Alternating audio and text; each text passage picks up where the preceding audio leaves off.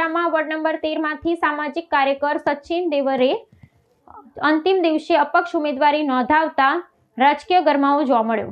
વડોદરા શહેરમાં આગામી સ્થાનિક સ્વરાજ્યની ચૂંટણીઓ સંદર્ભે રાજકીય માહોલ અત્યંત ગરમાયો છે।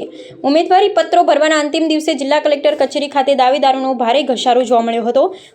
પક્ષીય સમીકરણો વચ્ચે આ વખતે અપક્ષ ઉમેદવારો પણ મજબૂત પડકાર ફેંકી રહ્યા છે, જેમાં વડોદરા મહાનગરપાલિકા વોર્ડ નંબર 13 માંથી સામાજિક કાર્યકર સચિન મહેન્દ્ર દૈવરે વિધિવત રીતે અપક્ષ ઉમેદવારી નોંધાવી આ ચૂંટણીની જંગને વધુ રસપ્રદ બનાવવામાં મોટો ફાળો આપ્યો છે।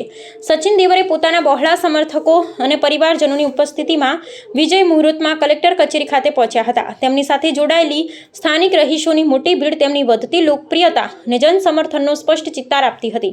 ઉમેદવારી ફોર્મ જમા કરાવ્યા બાદ મીડિયા સાથેની વાતચીતમાં તેમણે પક્ષીય રાજકારણ કરતા લોકહિતને પ્રાધાન્ય આપવાની નેમ વ્યક્ત કરી હતી। તેમણે વોર્ડમાં પ્રવર્તી પાયાની સુવિધાઓના અભાવ અંગે તંત્રની નિષ્ફળતા પર આકરા પ્રહારો કર્યા હતા। સ્થાનિક સમસ્યાઓનો ચિતાર આપતા સચિન દેવરે સ્પષ્ટ કર્યું હતું, અમારા વિસ્તારમાં વર્ષોથી રોડ રસ્તા, ડ્રેનેજ, શુદ્ધ પીવાનું પાણી અને ગટર વ્યવસ્થા જેવી પ્રાથમિક જરૂરિયાતો માત્ર આશ્વાસનો પૂરતી સીમિત રહી છે।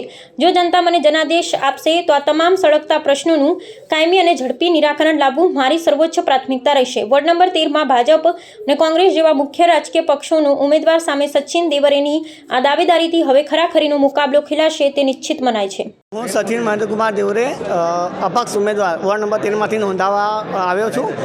વડોદરા શહેરના જે 5 વર્ષમાં જે તમે લોકોને કામો નથી થયા, રોડ રસ્તા, પાણી, દબાણ, ટ્રાફિક સમસ્યા છે, પીવાના પાણી, ગટર સમસ્યા છે, ઘણી એવા પ્રશ્નો છે જે લોકોથી, જે નગરસેવકો જેમના હાલ પૂરો થઈ ગયા છે એમાંથી કોઈ સોલ્વ નથી થતા, એવા અનેક પ્રશ્નો વાંચવા માટે હું વોર્ડ નંબર 13માંથી અપક્ષ ઉમેદવારી નોંધાવી રહ્યો છું।